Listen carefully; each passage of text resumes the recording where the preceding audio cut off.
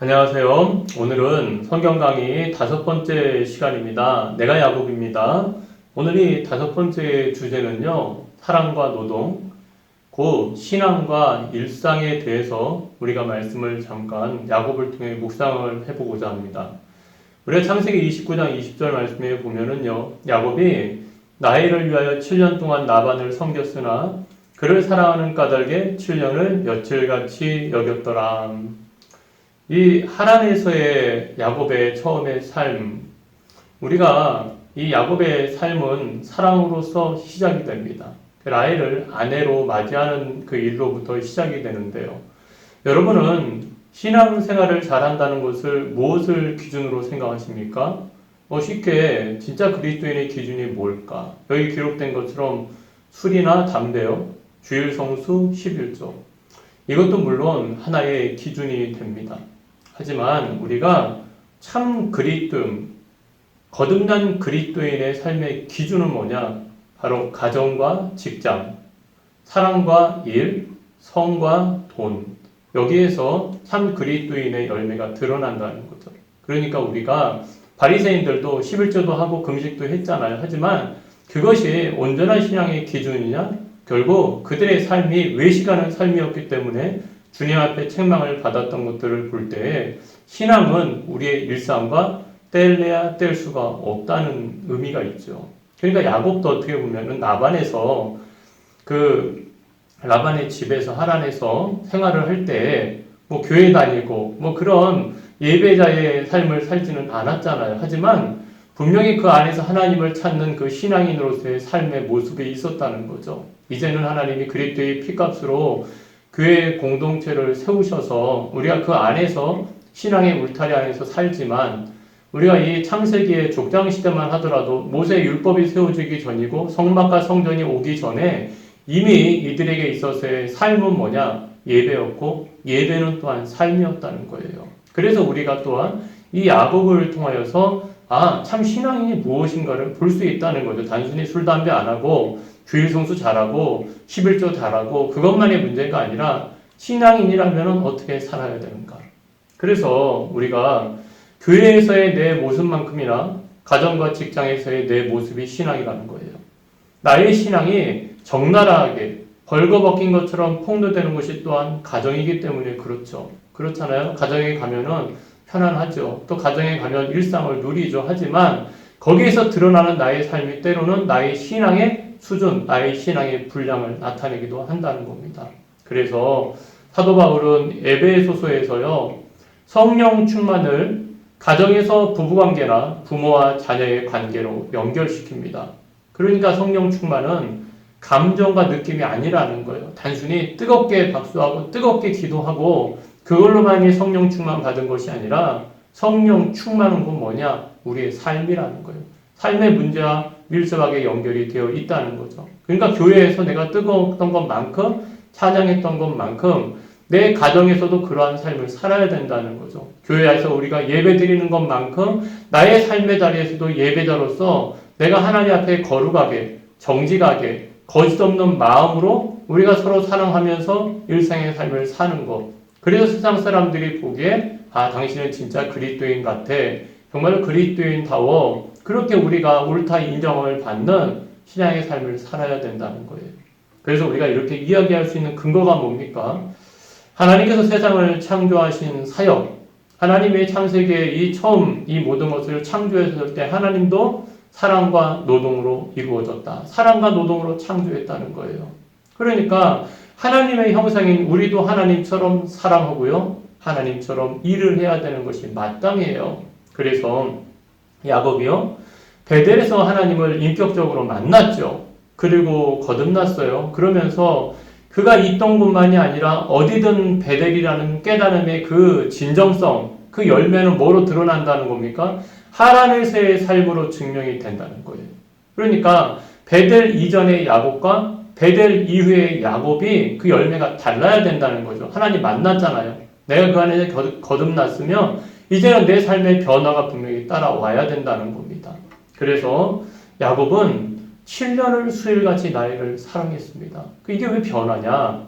우리가 말씀의 흐름을 돌아볼 때 베델 이전의 야곱에게 다른 사람은 사랑의 대상이기보다 자기가 꿈꾸는 축복을 이루기 위한 수단이었다는 거예요. 아버지도 그랬고 어머니도 그랬고 형도 그랬고 그 사랑의 대상이 아니었다는 거예요. 그러니까 하나님에 대한 신앙도 마찬가지였죠. 그래서 야곱은 베델 이전에 하나님도 가족도 이웃도 사랑의 대상이 아니었어요. 그러니까 단순히 자기가 축복을 얻기 위한 하나의 수단이었고 목적이었을 뿐이죠. 하지만 베델에서의 축복은요, 사람이 혈통이나 욕심, 의지로 소유할 수 있는 것이 아니라는 것을 이 야곱은 베델에서 깨달은 거예요. 그래서 이 베델을 통과한 하란에서의 삶은 달라진 거죠. 그러니까 야곱은 거듭난 거예요. 우리가 고린도서 5장 17절에 기록된 것처럼요. 그런즉 누구든지 그리스도 안에 있으면 새로운 피조물이라. 이전 것은 지나갔으니 보라 새 것이 되었도다. 그러니까 그 야곱은요. 그 7년, 나이를 얻기까지 7년, 레아까지 합쳐서 14년 동안을 품삯을 받지 않고 일했다는 거예요. 하지만 자기의 노동의 대가로 품삯을 요구하지 않은 건 바로 사랑을 선택했다는 겁니다. 물론 나일이 너무나 아름다워서 이뻐서 좋아서 그럴 수도 있겠지만요. 바로 이 야곱이 변화됐던 것은 뭐냐면 물질적인 축복을 추구했던 사람이요. 자기가 그 물질적인 대가를 지불해서라도 사람을 사랑하는 것을 선택했다는 거예요. 그러니까 이전의 야곱 같으면 이런 선택 안 한다는 겁니다. 하지만 야곱이요. 이제는 자기의 목숨을 사랑하는 사람들을 희생한 그 주님의 사랑을 생각하게 한다는 거죠. 예수님이 대가를 바라지 않고 십자가에서 온전히 자신을 내어주셨던 것처럼 야곱의 삶을 보면서 야곱이 베델을 통과하면서 이제는 자기가 대가를 지불하면서까지 자기가 희생하면서까지 사람을 선택하는 것을 우리는 보게 된다는 거예요. 그러니까 야곱은 아직 완전하게 변하지는 않았지만 이런 사랑이 있었기 때문에 복을 주는 사람이 될 수 있었다는 겁니다. 그래서 우리가 잘 아는 것처럼 이 야곱은요. 눈붙일 겨를도 없이 일했다는 거예요. 야곱은 14년 동안 아내를 얻기 위하여 삭슬 받지 않고 일하였습니다. 당시 신부의 몸값, 지참금이 한 은 50세겔의 기준으로 볼 때 한 달 삭슬 은 1세겔 정도로 우리가 계산을 할 수 있다면 7년은 거의 2배를 지불하는 거예요. 그러니까 레아까지 이 나엘과 레아를 얻어서 14년을 일했으니까요. 그러니까 이 야곱이 상당히 많은 노동을 했고 대가를 지불했던 것을 알 수가 있어요. 하지만 그렇다고 해서 야곱은 거기에 대고 투덜대거나 불평하지 않았습니다. 바로 이 야곱이 변화됐던 것이 뭐냐? 사랑 더불어 그 일상의 삶 가운데 최선을 다했습니다.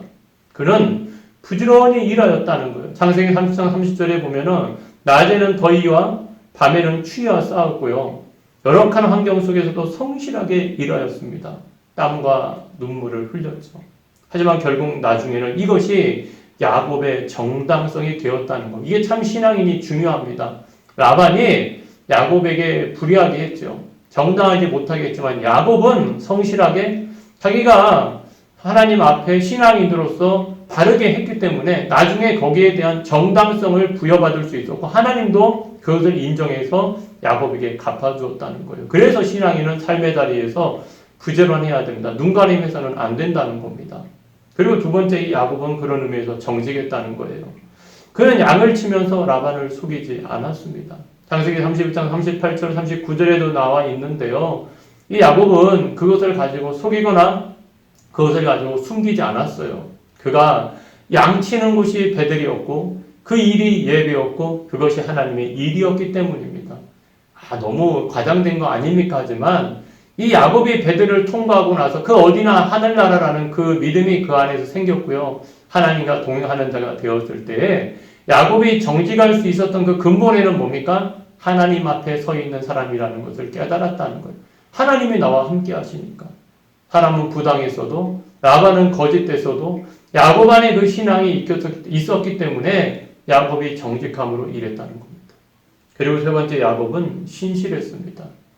라반이 품삯 주는 족것을 계속 바꿔요. 창세기 31장 4절에도 기록되어 있지만 변하지 않고 야곱은 최선을 다했다는 거예요. 항상 내적인 신실함, 내 안에 있는 중심과 믿음은 외적인 인내로 드러나게 되어 있습니다. 그래서 성경에서 믿음은 신실과 인내를 의미합니다. 내적인 심실함, 변함없음은 외적인 인내로 나타나는 거예요. 하지만 우리 안에 이 변덕스러움이 있기 때문에 인내하지 못하는 삶을 살게 되는 거죠. 그런 의미에서 야곱은 신실했어요. 인내할 줄 아는 자였다는 거예요. 그러니까 열매가 있잖아요. 결국 하나님이 갚아주신 거죠. 하나님께서는요, 심은 대로 거두게 하시는 하나님이시거든요. 그런 의미에서 이 일은 신앙이라는 거예요. 우리가 신앙인답게 살아야 된다는 거예요. 왜? 하나님이 그대로 거두게 하여 주시기 때문에 그래요.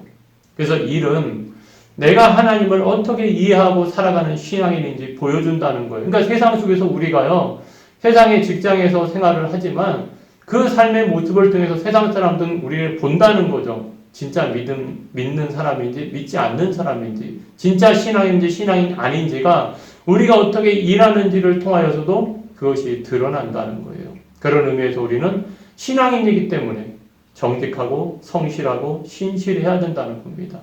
그래서 우리가 오늘 네 번째로 깨달을 수 있는 건 임마누엘이에요. 하나님이 우리와 함께 하신다. 야곱이 어떻게 그렇게 할 수 있을까? 우리가 단순히 이것을요, 야곱의 성공, 야곱이 어떻게 했나? 그 자기개발서가 아니에요, 성경은. 야곱이 엄청난 부를 축적한 것은요, 사랑과 노동, 그가 열심히 사랑했고 열심히 일했기 때문에 그걸로 다 설명이 되지는 않는다는 거예요.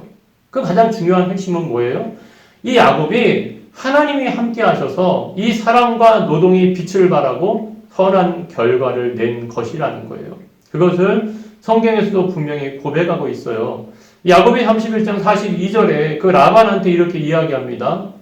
우리 아버지의 하나님, 아브라함의 하나님, 곧 이삭이 경외하는 이가 나와 함께 계시지 아니하셨더라면 외삼촌께서 이제 나를 빈손으로 보내셨으리다마는 하나님이 내 고난과 내 손의 수고를 보시고 어젯밤에 외삼촌을 책망하셨나이다.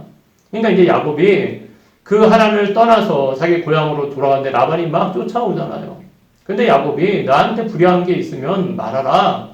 그런 것이 없었다는 거예요. 하면서 그 모든 것이 내가 얼마나 일했는데 내가 얼마나 수고했는데 자기를 드러내는 것이 아니라 하나님이 함께 하셨기 때문에 하나님이 내 고난과 수고를 보았기 때문에 외삼촌을 책망했고 나에게 이러한 소유를 주었다는 거죠. 그게 그래서 신앙이라는 거예요. 야곱은 하나님이 함께하지 아니하셨다면 자신의 수고가 물거품처럼 헛되었을 것이라고 이야기한다는 거죠. 라반이 그렇게 주지도 않았을 뿐더러 자기가 그러한 열매도 거둘 수 없었어요. 자녀도 낳을 수 없었고 소유도 얻을 수 없었다. 하나님이 함께 하셨기 때문에 가능한 일이었다라고 고백하는 거예요. 그래서 시편 127편 1절에도요. 여호와께서 집을 세우지 아니하시면 세우는 자의 수고가 헛되며 여호와께서 성을 지키지 아니하시면 파수꾼에 깨어 있음이 헛되도다. 너희가 일찍이 일어나고 늦게 누우며 수고의 떡을 먹음이 헛되도다. 그러므로 여호와께서 그의 사랑하시는 자에게는 잠을 주시는도다. 그러니까 하나님이 함께하지 않으면 우리의 수고는 열매를 거둘 수도 없고 결국은 헛될 수밖에 없다는 거예요. 야곱은 그거를 신앙적으로 깨달았다는 겁니다. 그 신앙이 있었기 때문에 라반 밑에서 그 20년의 고된 노동을 감당하면서 사랑하면서 살아갈 수가 있었다는 거예요. 그래서 이 야곱은요, 우리가 하나님을 떠나서는 아무것도 할 수 없는 존재라는 것을 잘 보여줍니다. 요한복음 15장에도 있는 것처럼 너희가 나를 떠나서는 아무것도 할 수 없어. 포도나무에 가지가 붙어 있어야지 떨어져서는 열매를 맺을 수 없는 것처럼 아무것도 할 수 없어 라고 말씀하셨듯이 예수님도 비유를 통해 깨닫게 해주셨듯이 우리도 마찬가지예요.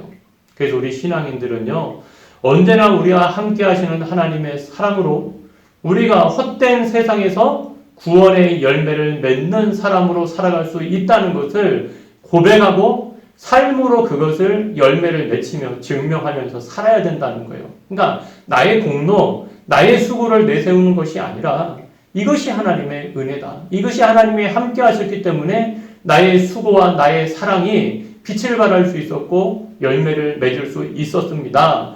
이렇게 고백하는 것이 참된 신앙인이라는 거예요. 그래서 야곱은 이미 성전이 성막이 이 땅에 율법이 오기 전에 하나님 앞에 거듭난 신앙인이 어떻게 살아가야 되는지, 하나님을 예배하는 자가 어떻게 신뢰하는 자가 어떻게 삶을 살아야 되는지를 우리에게 분명히 보여주고 있다는 겁니다.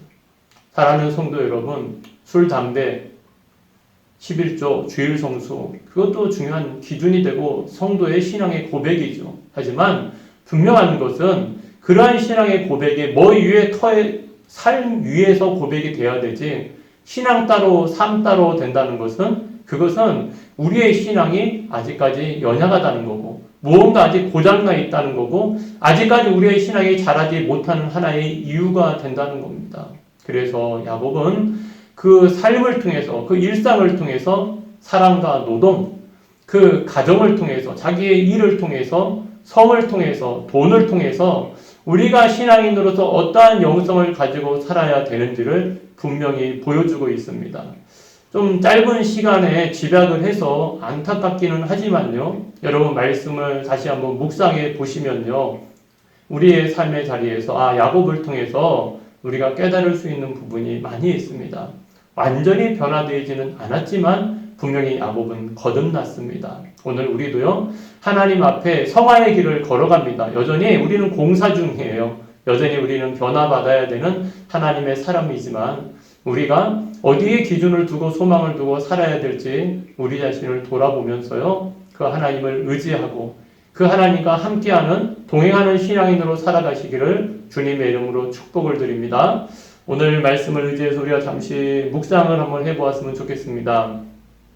가정에서 나는 신앙인으로 어떻게 살아가고 있습니까?